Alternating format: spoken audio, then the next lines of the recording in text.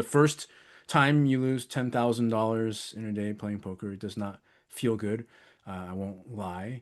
And many people, when that happens, they don't deal well with it, and then that causes them to tailspin into performing worse and worse until they eventually can't keep going. And so a lot of what lets people succeed in poker is being able to do that, have a day where it's just not your day and you lose huge. Can you stay present with that feeling instead of running off into whatever people do, overeating, smoking, drinking, blah, blah, blah, to distract yourself from that, or having to take a long break? Can you just be there and acknowledge the truth? Yeah, I lost huge. This is what it feels like. This feels awful, but I'm here for it. I'm just having this experience. And if you can, then you'll be able to let go of it without regrets, without being able to without having to like stay up all night thinking about it. You'll be able to go to sleep, wake up, and still feel the pain, but ready to continue the journey onward. And that's what it's all about. No matter what you're doing, is it's never just a straight line up. You put yourself out there. Sometimes you get knocked down, and that comes with big emotions. And that's when the real game starts. What are you going to do there? Because everybody does great when the cards are rolling in your favor. Everybody is a genius. Everybody executes perfectly when everything is going your way. What are you going to do in the rest of the games?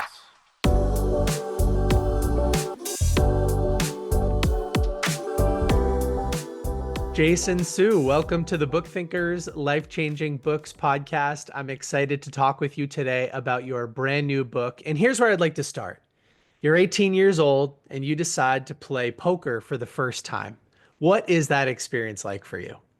The first time I played for real money was in a friend's garage in high school. And I remember within 30 minutes just being like, oh my God, this is the greatest thing of all time. Because I had just finished my competitive tennis career.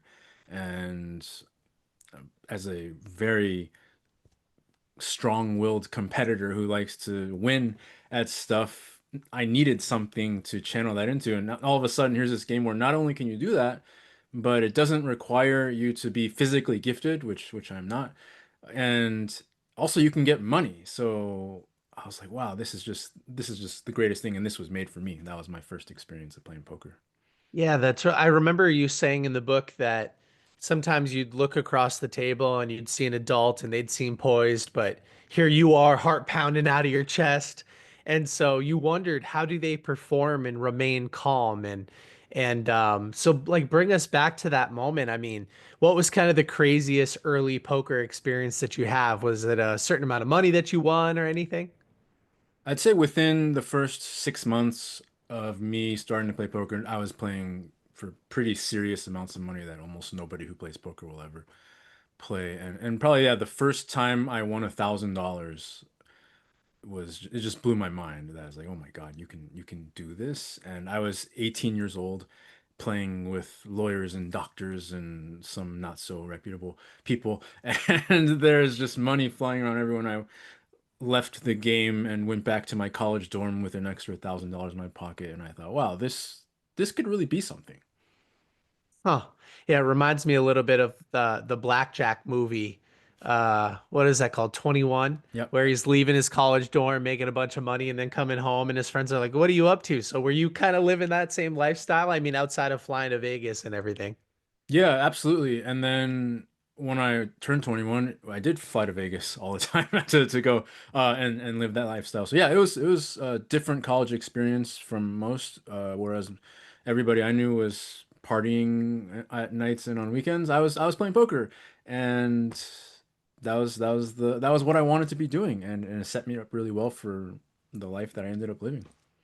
Well, Jason, when I first met you, I threw out a reservation when I read your book title. I said, "Hey, I mean, it sounds like a great book. You sound like a great person to learn from, but I'm not a poker player." And you said, "Have you ever heard of the inner game of tennis?" And I said, "Yeah." And he said, "Well, you said it's not really a book about tennis. It's really a book about what's happening inside of your head when you're competing." And you said your book is very similar to that. And so I went into your book with the understanding that it's not about poker. And I think that's true. I mean, I learned a lot, which we'll talk about over the next half an hour. Uh, But was that an inspiration for you writing this book?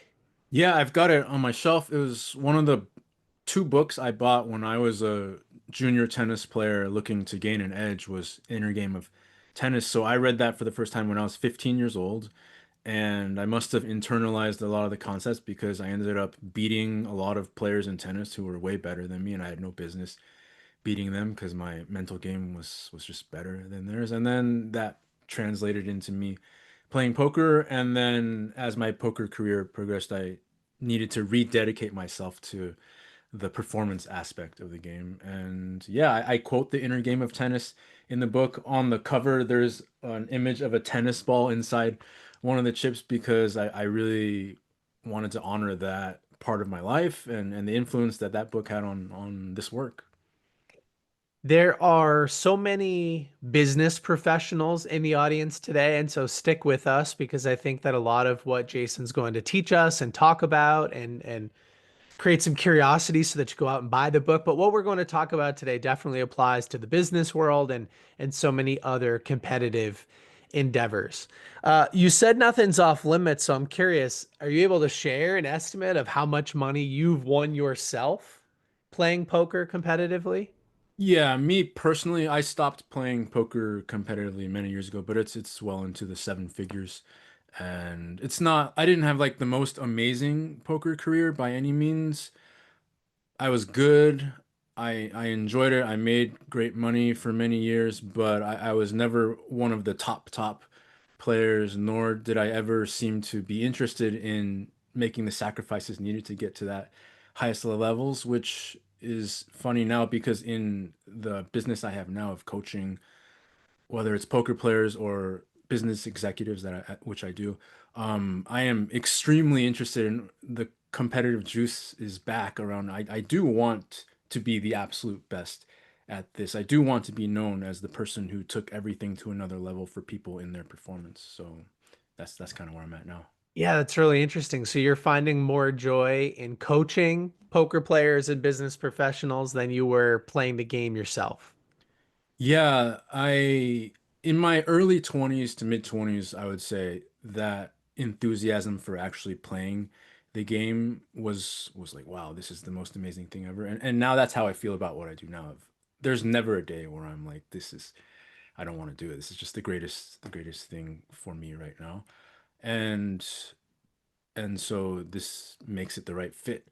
But for those people who are still in that phase themselves of, yeah, poker is my thing, or whatever else they're doing, business is my thing, running a company is my thing, and I want to make sure I squeeze every bit of myself and walk away with no regrets if someday this ends, then I'm here for it. I'm ready to roll. Yeah, good. Well, you're present, which is a big word in your life. You sort of bookend the book, and what I mean by that is you talk in the beginning about how so many people when they're starting a new endeavor, they get all energized by it. There's this childlike nature. They're all excited. They set big goals, and over time, through the lens of poker, but also in business, typically that energy starts to go down as competition gets more complex and I think the stakes are a little bit higher. And then towards the end of the book, you have an experience where you're talking to somebody that you're coaching and you bring them back. Like, what was that first experience like? And that person realizes they've actually flown past their goals. And I think that happens with a lot of people. And so, what is it about starting? Is it blissful ignorance? Is it what is it about starting that allows people to let their guard down and just be so present and playful with whatever the activity is, poker or business or something else? I think what happens is that when we start something, for most people, we're very honest and clear about what's true about what we like about it, what we're interested in, our goals, what makes us happy about it. And then once you dive into any of these worlds, the people who are in there already, they start trying to give us these messages about, like, no, you shouldn't want it like this. You should want to do it like this. This is what's supposed to be the most important thing. So the best example I can give is that the poker player who first starts out will say stuff like, wow, I really love to play.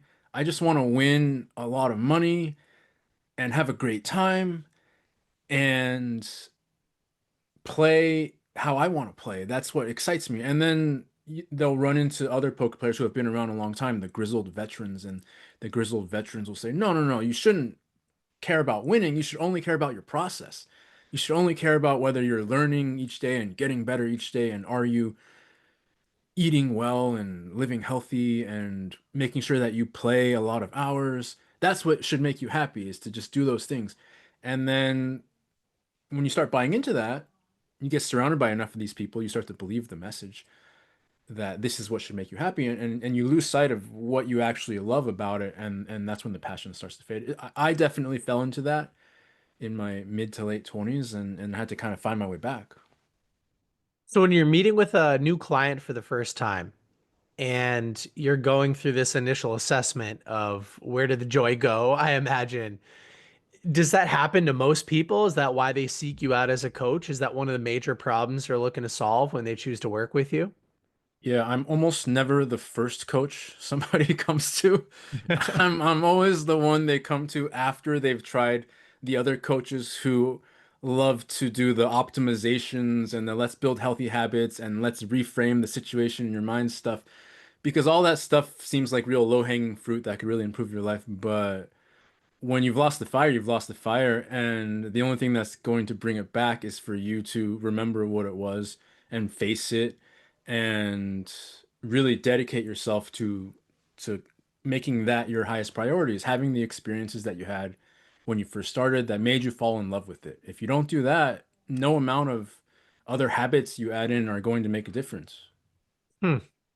It's almost like the more you learn about something, the more complex it becomes because you're now weighing all these variables that you weren't aware of when you first started, right? Like something that stuck out to me when I was reading your book, Jason, was, and again, I'm not a poker player, but it sounds like as you become professional, you know how much money you make per hour on average. I think you said something like, okay, if I make $60 an hour and my goal is to make X amount per week, I know how many hours of poker I need to be playing. And that's just now you're in spreadsheets and you're running formulas and like yeah, I could see how that sucks you out of what you initially started with was which was probably like the rush of earning your first couple of bucks. Yeah, the freedom of living life on your terms, of doing things your way, of being the one in charge, and always knowing that you get to make the decision. Well, so many poker players and people in any other field, the deeper you go, you start to believe, oh no, this is how I should do it, instead of this is what feels right Mm. to me. And the more you start to make decisions based on what you should do or what you believe you should do, what other people tell you should do, then each time you do that, it takes you further away from that spark that, yeah, this is the thing that makes me love it. You take that away, all you're left with is the pain that comes with entrepreneurship or playing poker, right? And none of the good stuff. You got to have Yeah. that first piece, because otherwise, the discomforts of being out on your own and not having the steady job and predictability of that, it becomes too much to bear. I think one difference and I'd love to hear your opinion on this. How should I explain this? In the world of business, as Book Thinkers is growing and you know, throughout the last couple of years, I've tried things out that don't bring me energy. I'm very conscious of that, and so I choose to remove them. And now I'm realizing that to continue to grow my business, sometimes I can delegate the things that don't bring me energy, but are an important ingredient or maybe necessary for scaling my business and getting it to the next level to somebody who does get energy from that activity. What's unique about poker or tennis is that they are solo sports and entrepreneurship doesn't have to be. And so, do you work with business owners on that? I mean, the idea of delegating something that doesn't bring them energy but might be important to their business? I do, yeah, and they often have a lot of resistance to it because of the kind of discomfort that comes with letting go of something and not having constant supervision over it, right? And then so that then we come back to the core skill of, okay, well, it is true that you want this and you are uncomfortable with the emotional experience you have around it. Well, that's not going to resolve itself into you having the exact outcome you desire until you let yourself experience the discomfort in a way that you still feel okay. And so a lot of people do get stuck on that of, yes, intellectually, I see that this is a good idea to delegate this thing to somebody else, and I can't get over the discomfort around it, so I'm just going to stay here and keep doing this thing that makes me suffer. Yeah. I was there for a long time, I think. And in some ways, I'm sure I'm still there. Uh, when I was in college, Jason, I ran my own house painting business for a couple of years, and I had to hire a bunch of my friends to go perform the jobs that I was selling. And I would step in and I would do the work for them.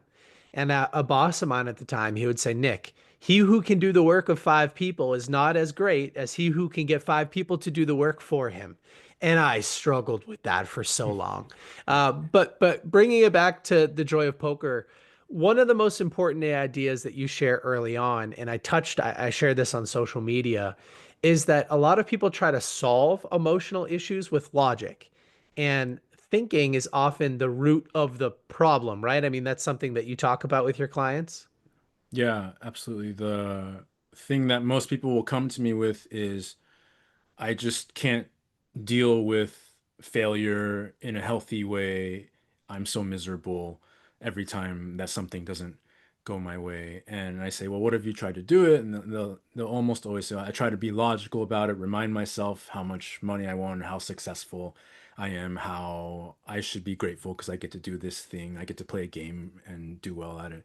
And I said, does that help? They say, no, that's why I'm here. And and that's the thing is the mind is amazing. Obviously, the mind is incredible at solving problems. The mind is fantastic for taking you from point A to point B in so many ways. The one thing it cannot do is help you feel your feelings and be there, be present with them so that they no longer weigh you down. And because the mind is so great at all these other things, we've tried to shoehorn it into this last job to try and find ways to, well, how can my mind solve the emotions? That's what all these frameworks that people have come up with do, not seeing that it's because all you do is think about what you're feeling instead of actually feeling what you're feeling that you have this weight on you that doesn't ever go away. I have maybe you can help me workshop this a little bit. And I've thought too much about this and it seems like thinking about it is the problem. But here it is. I'm starting to do some public speaking. I get asked because of the size of our social media following or some of my connections, hey Nick, can you come and speak at this event? And I will be minutes away from getting on stage and my heart is pounding 1,000 miles an hour. And I'll try to logic myself out of it. Nick, you're not being chased by a saber-toothed tiger. You're just walking out on stage. You're here to serve, right? Logically. So you shouldn't be worried because it's about the audience. It's not about you. And I'll try to slow my breathing down, longer exhales, shorter inhales, and it doesn't work for me. So can you help me? What's a good suggestion maybe to help me through that moment? Yeah, so the stuff that you're not doing is being completely honest with yourself about the experience that you're having. So really, all we need is acknowledgement of the truth. So if it's like, okay, my heart is pounding, that's what I would, okay, man, my heart is pounding.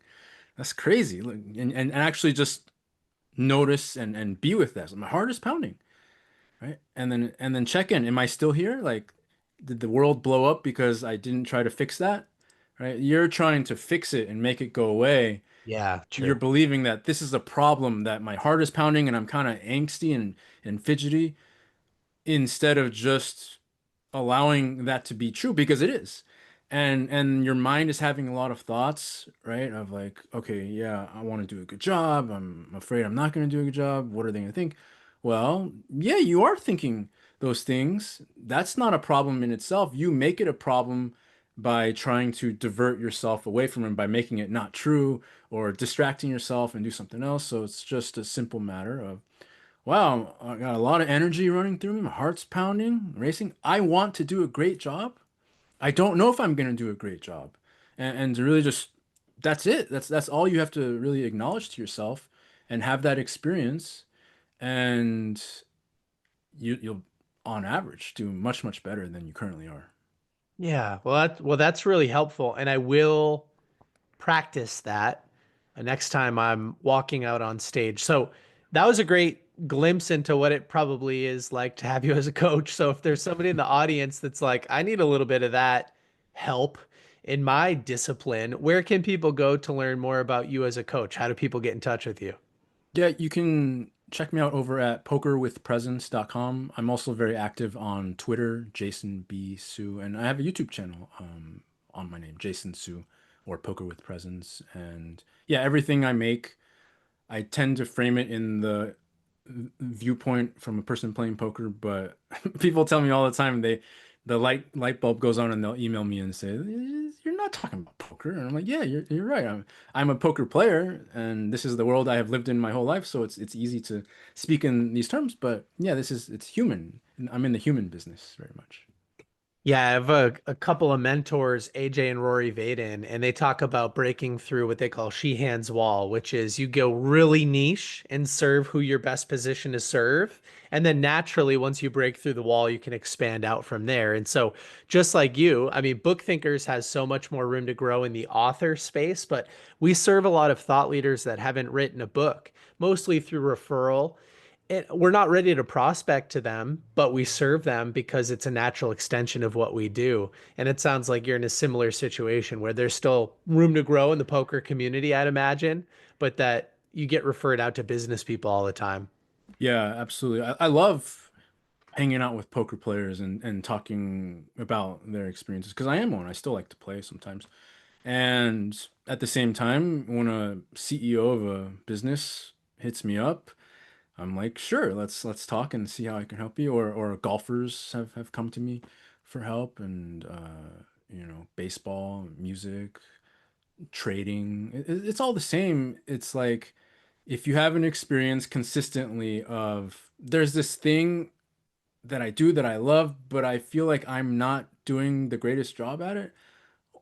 Well, that's probably something I could help you with. Yeah, I love it. Well, you mentioned earlier your experience with tennis. You just mentioned that you serve golf pros too. When I was growing up, I wasn't the most talented athlete, but I loved playing sports. And so I really relied on a saying that was familiar with in my household, which was hard work beats talent when talent doesn't work hard. And you had a line in your book that I really enjoyed, which is a weaker player who's focused and composed can often outperform the better player who's emotionally overwhelmed. And I think that's a similar thing. Like you do the work on the front side to make sure that you don't fall off course. And talk to us a little bit about that. I mean, how many times have you seen that play out in high stakes competitive poker? Sadly, I had to be on the wrong side of that one many times in my 20s. And the thing is, poker is a game where it does not matter how good you have been up to that point. It only matters how good you are today. And so it's always on the line for you every time you sit down, no matter how good you are, no matter how much more you know about the game than the person you're sitting there with. You still have to execute. You still have to perform to the level that you've trained yourself to play at. If you don't, there's always somebody there ready to take your money, to take your spot, to take the trophies that you think should be yours. And it's kind of like a cycle that everybody tends to play out many times of work hard, build up the foundations, the skills, execute at a high level, then think you've got it made and be like, okay, this is just who I am now. This is just my level now. And then conveniently ignoring the aspects that kind of glued it all together and then having the fall and then having to kind of like start again. Yeah, I'm a few months into playing chess, and I think in the first couple of months there was such a rapid learning stage that I started playing online, like live chess, timed, and the platform I'm using ranks players. And so I'd beat a player that's ranked higher than me, and I'd get a little cocky and I'd get into the next game and I'd forget a fundamental and I'd lose to somebody who's ranked a lot lower than me. And it definitely happens. Thank God there's no money in these chess games that I'm playing because I've lost a lot more games than I've won over the last few months. But I can put myself in your shoes, I think, just understanding what it feels like when that happens. Yeah, and so you've had that experience when there's not much on the line. So you imagine the degrees of variance for people's ability to stay composed and perform when a lot of money is on the line, when your status is on the line, when what other people think of you is on the line, your legacy is on the line. Then the more that's on the line, the more emotions you feel. And so if you can feel enough emotion from winning an online chess game to take you down, imagine what happens when there's lots of money at stake. You know? Yeah, we had it reminds me of something I read in a book called Flex Your Feelings by Dr. Emily Analt. And she said that a marathoner will train for 6 to 12 months before a marathon, yet an entrepreneur or a poker player typically doesn't train their emotional intelligence very much, if at all, before starting a business or sitting down at a high stakes game like that. And so it just goes to show like there's so much opportunity to improve. I think as business professionals, because again, that's who's in the audience today for the most part. Um, there's so much value in learning what you teach inside of this book. Yeah, it's a real question everybody should ask themselves is, do I want to be the smartest person in the room who knows the most stuff, or do I want to be the one who has the most success and makes the most money? Yes. Because those two people are almost never the same people. Yes. And by the way, Jason, I'm having this conversation all the time with authors and specifically about social media. Do you want to be the person that has the most followers, right? Virality is attractive to people, likes, shares, comments, followers, but those are vanity metrics. Oftentimes, they sit on the exact opposite end of the spectrum than impact, breakthrough, money, right? High ticket, complex coaching or consulting is the opposite of virality because virality, by its own definition in nature, needs to appeal to more people. Yet when you're selling a high priced service like you are, it only applies to a very specific type of person, a very small subsegment of humanity.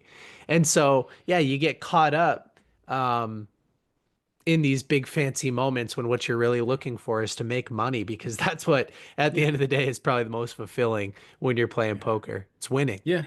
Yeah, you can't buy groceries with likes and you Fact. certainly can't pay the bills if you knew what the right play was in theory, but you couldn't do it in the moment when you saw the money go in front of you and you started feeling a little funny.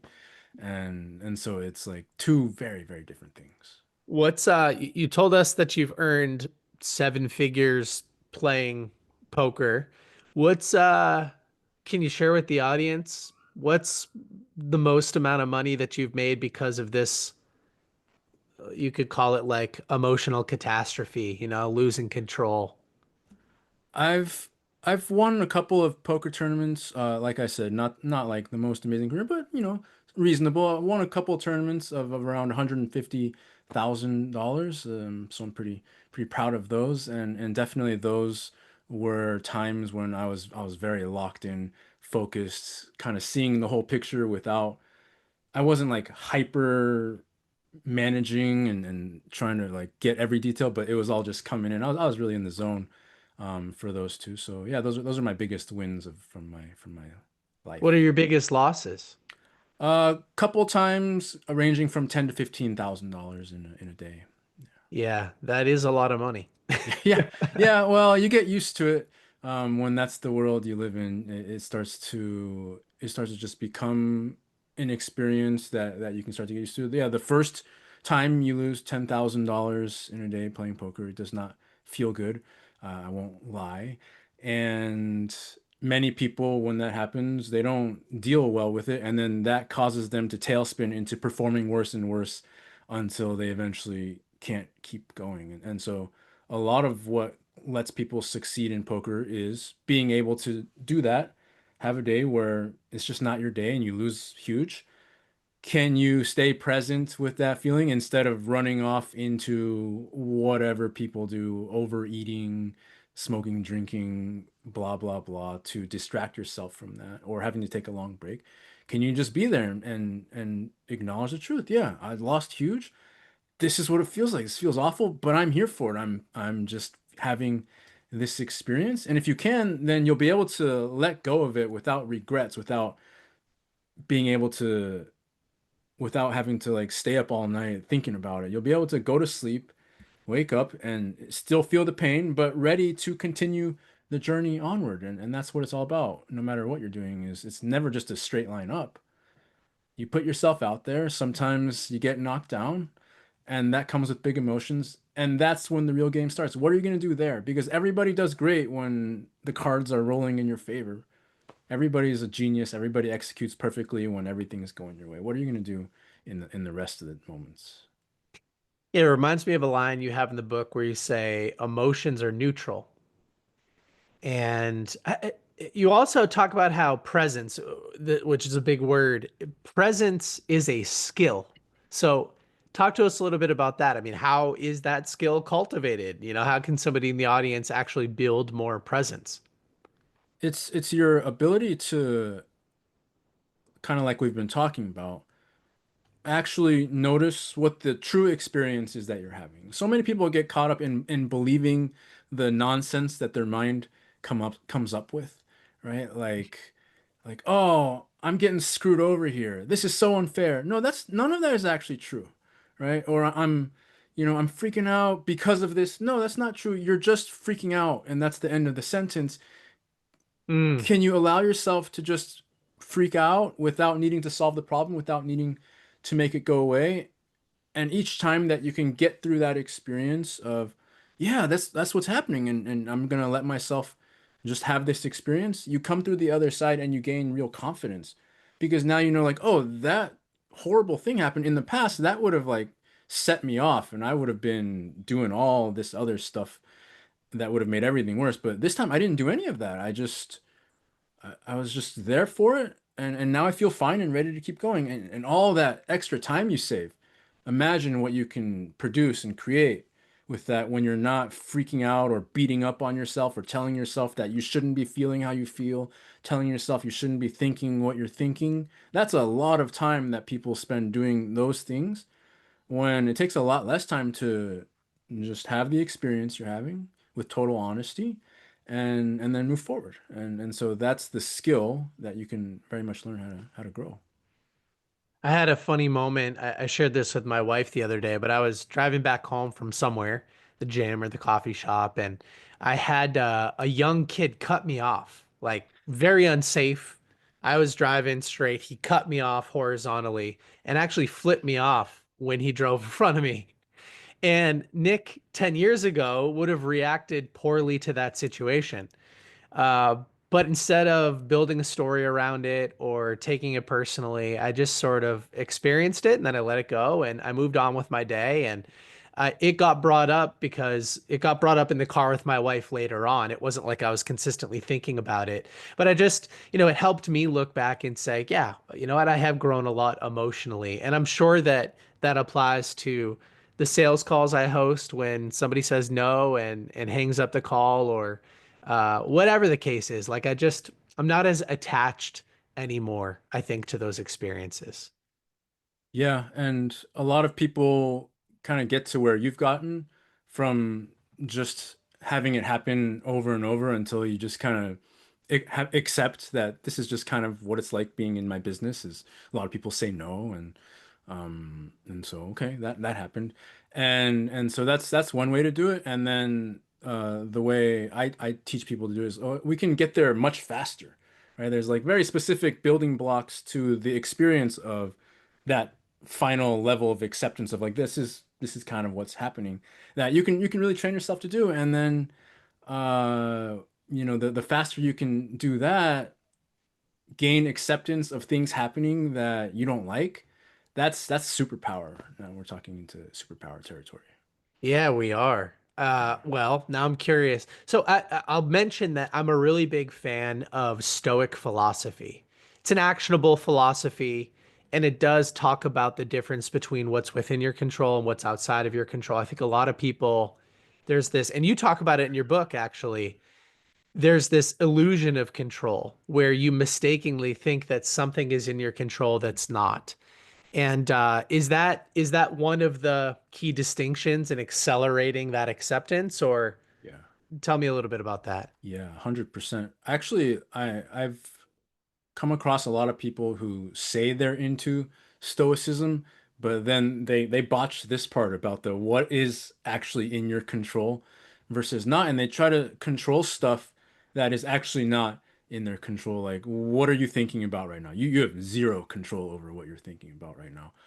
What are you feeling right now? No control over what you're feeling. What do you want? None, no control. You want what you want. You love who you love, right? So much great art and literature has been made about people who love who they love, but try to tell themselves they don't love that person. And that's the three things that I see people are really off on. And when you try to start manipulating your experience on what you want, what you're thinking, and how you Mm. feel, instead of just accepting that and then being present with the emotional experience that comes with each of those, that's what creates problems in your life because now you behave differently compared to the version of yourself who does. And what I always tell people is you don't have to like how you feel. You don't have to like what you're thinking. You don't even have to like what you want. But you better accept it if you want your performance to be good moving forward. Yeah, now we're getting to mastery. How long did it take you to realize that most people were getting that wrong? And was it an experience in your own life, or was it just through coaching and observing other people? Yeah, probably the last 5 years since I put professional poker on the shelf to coach exclusively.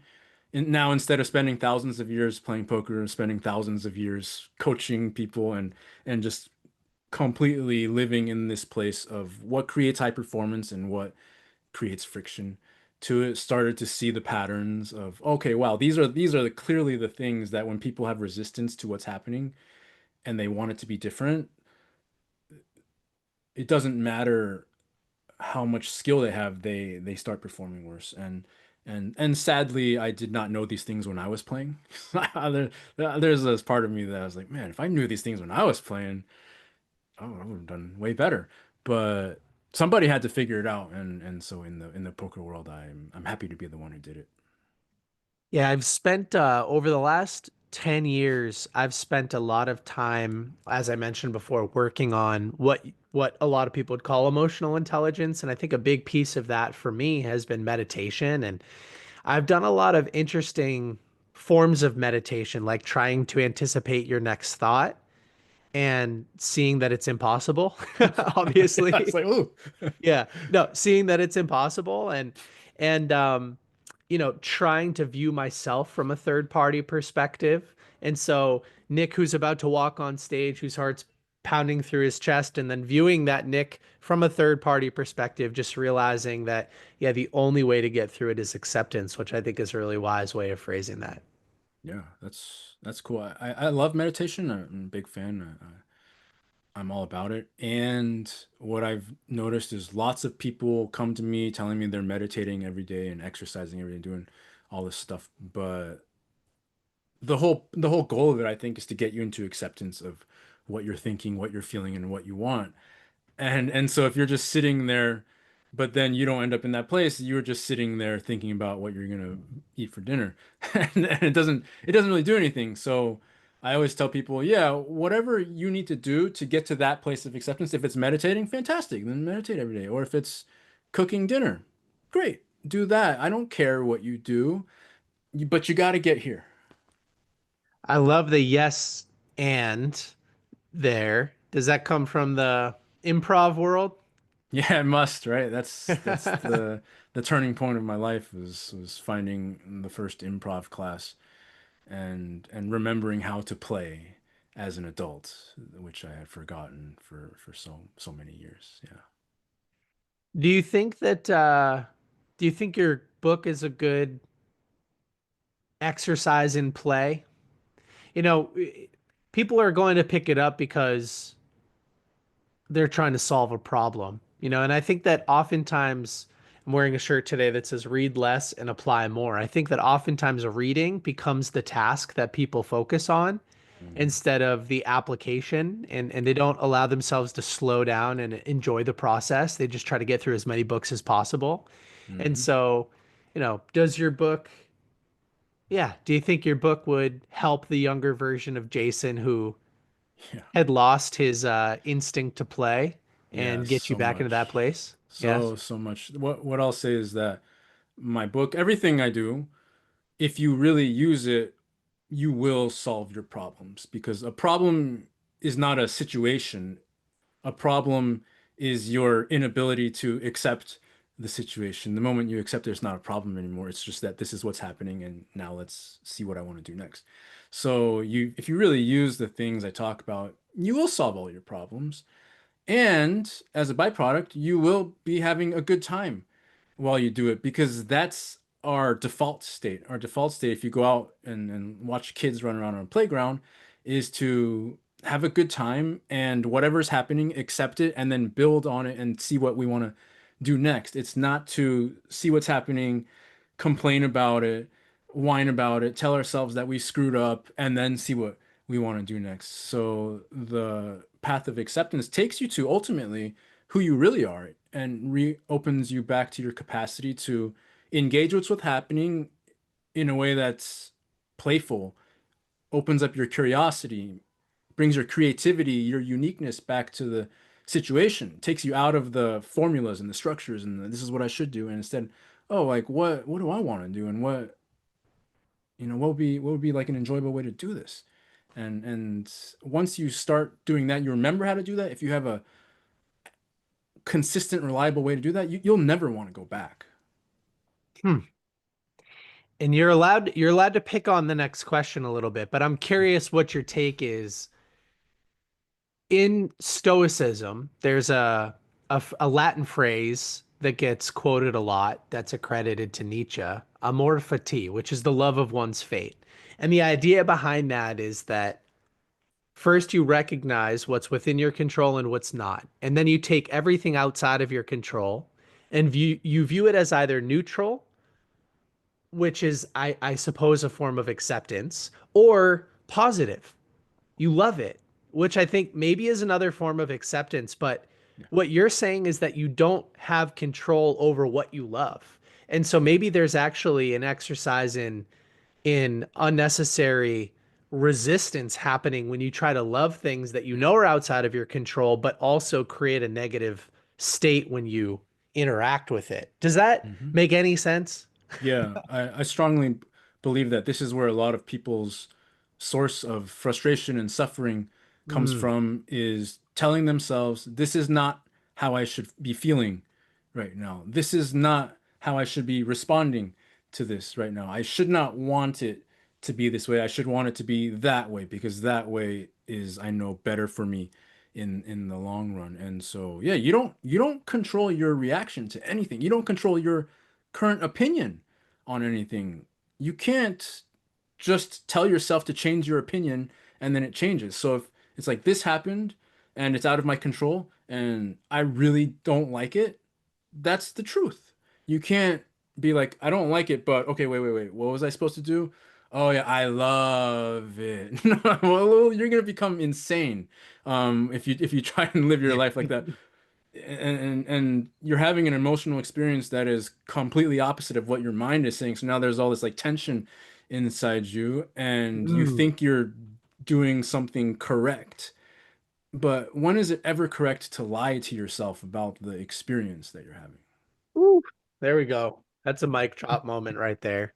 Yeah, you know what? I mistakenly thought in my past that by focusing on emotional intelligence and being more aware through meditation and other practices of mindfulness and stuff like that, that I could change my default response to things that would trigger me to feel negative, and I could get them to trigger me to feel neutral or positive.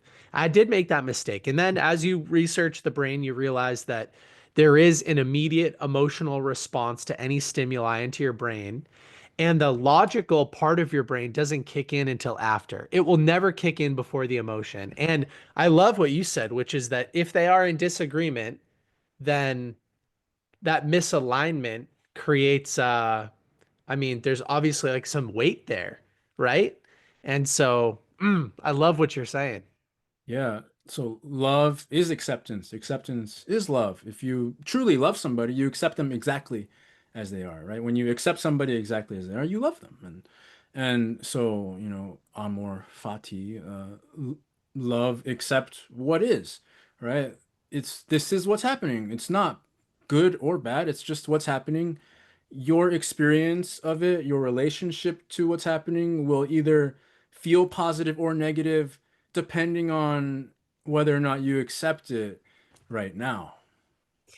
Uh, Towards the end of the book, in the acknowledgments, you talk about how you're the luckiest man in the world, not because of your poker play, right? But because of your wife and your daughter. So do you ever find yourself not accepting them as a partner and as a parent for exactly who they are? Or are you at this stage always in acceptance mode? So two things can be true. I can be, and this is going to be about the kids specifically. I can completely accept that she is who she is and really not like something that she's doing in them. I can accept both of those things at the same time. Both and there it Both is. and yeah, both are true, right? It's like, yes, I accept this is how you are, and I don't like what you're doing right now. And I'll tell her, I'll be like, I don't like what you're doing right now. Oh yeah, that makes a lot of sense. As I was sharing, I'm always looking for parenting advice, so I think that was good parenting advice. Back to the core of the book again for the Mm, audience. We're talking about the joy of poker, which is not just about poker, it's about life. Um, you share a brilliant distinction between achievement and success, and you use Michael Jordan as an example. Talk to us a little bit about why Michael Jordan might not be as successful as most people think he is.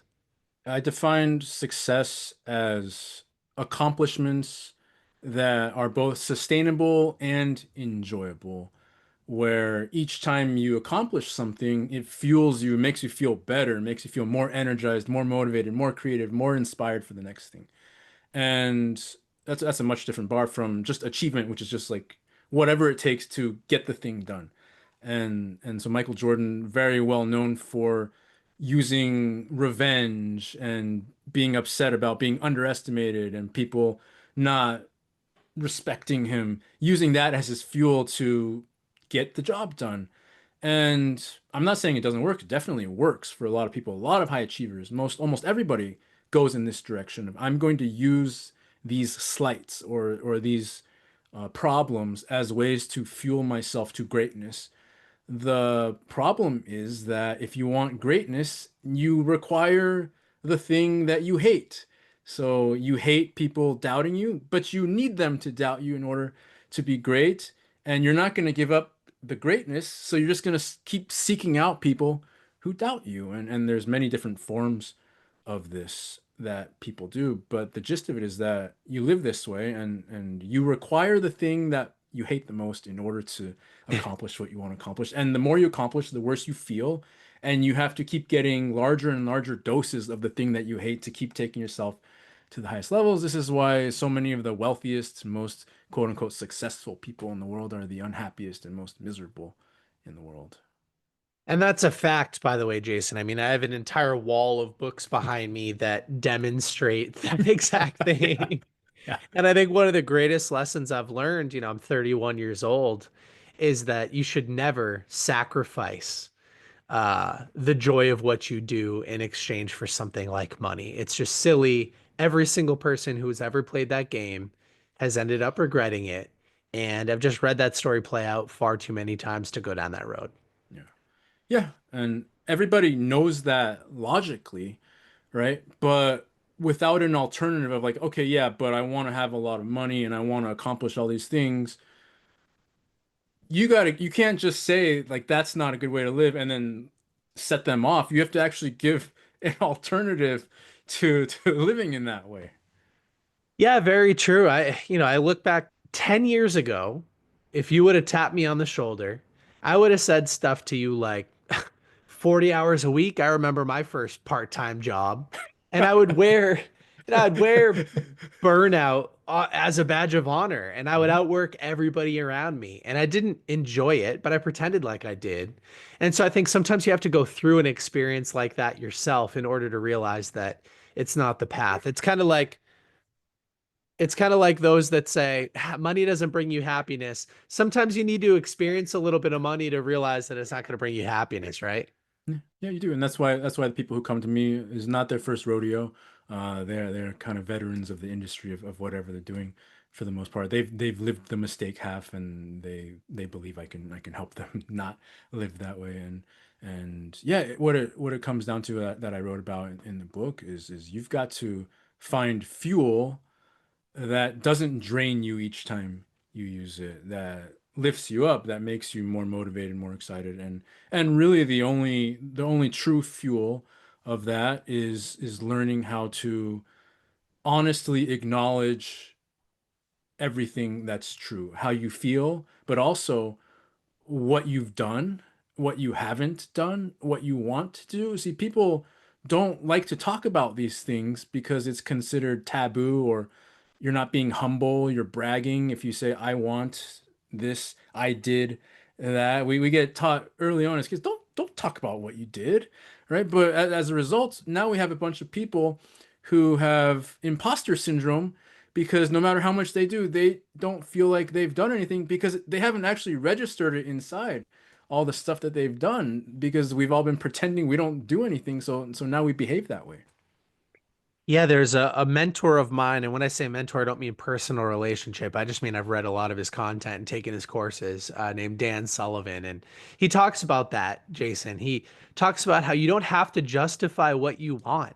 That's one of the taboo things is you people think you have to use the word because. So I want $10 million, dollars, or I want to be the best in this certain thing, or I want 100 customers this year because. And then that because adds a layer of justification that's usually not real. And Mhm. therefore it comes across as fake. I don't know. It just, you don't have to justify what you want. Yeah. Like you said, you don't have control over it, really. Yeah. You don't control what you want. And then there's a huge level of discomfort for almost everybody of just saying, I want to be the best in the world at what I do. So if you actually hear yourself say it out loud, you just notice what happens inside you and how uncomfortable it is. And that's why they add the because, so that they don't have to actually just have that experience. But as a result, they don't get the fuel that would come from just staying present in that experience of saying, I want to be the greatest who ever lived at what I do.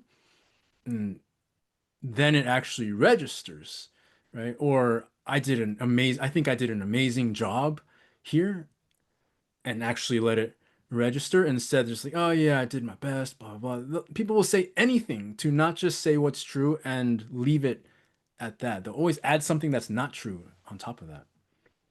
You talk about the importance of celebration in the book. Why is celebration important? And why in the poker community specifically is celebration off limits?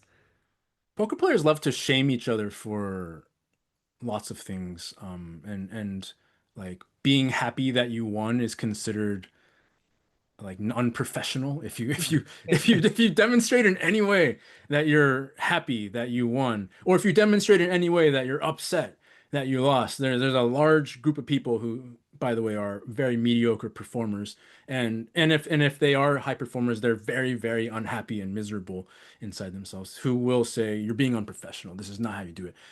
You should not be able to tell if somebody's winning or losing based on what they look like. But it's like, why not? Because if it's true, it's true. If you're happy, then you're happy. And this is the problem. People start winning money. They're happy. They push it down because everybody's telling them you shouldn't be happy. So I'm having the wrong experience. The moment you do, I'm having the wrong experience, your performance drops. Or Mm. if they're losing and they're upset and they're really agitated, but everybody says you shouldn't be agitated. You just keep going. Just play your game. And again, I'm having the wrong experience. I shouldn't be agitated. So again, your performance drops. And so no matter what happens, performance drops until you realize everybody's wrong, which is kind of how every industry is like everybody's wrong. And maybe if you knew how that person felt inside who's giving you this advice, you would very quickly want to do the opposite. Yeah, very true. It's like the get rich quick author who's broke and that kind Yeah. of thing. Yeah. Yeah. Yeah. They're in every industry. Yeah. Yeah.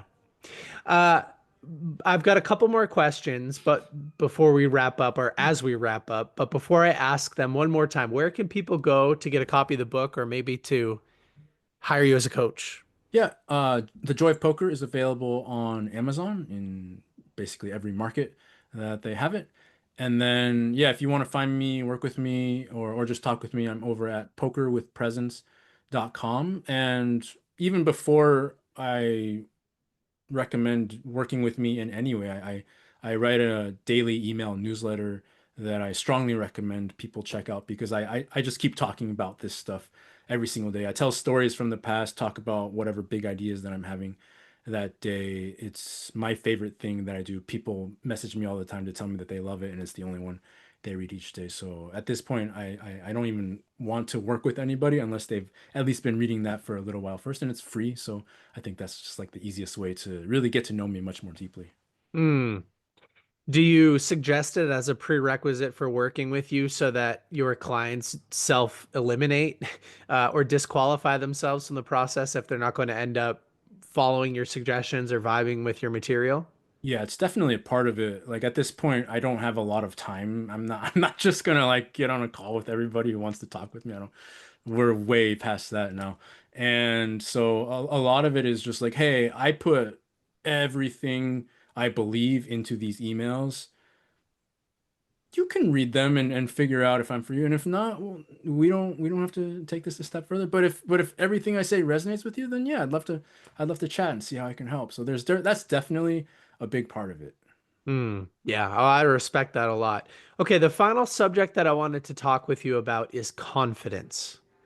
And we've talked about some of the ingredients that I think would result in a byproduct of confidence already. But unpack that for us a little bit. How do you teach confidence to your clients? I think what people have lost when it comes to confidence is clarity of what they want. Because what happens is things start to not go your way and then you lose confidence, right? That's kind of the general thing. When things start to unravel, we lose confidence. We're like, am I doing this right? Can I do this? Should I have done this with my life? And what happens is we get stuck in a place of just anything but this, right? Not this, not this, not this. I don't want this to keep happening. I don't want that to keep happening. I don't want to feel this way. We live there. We exist there. That's all we can see.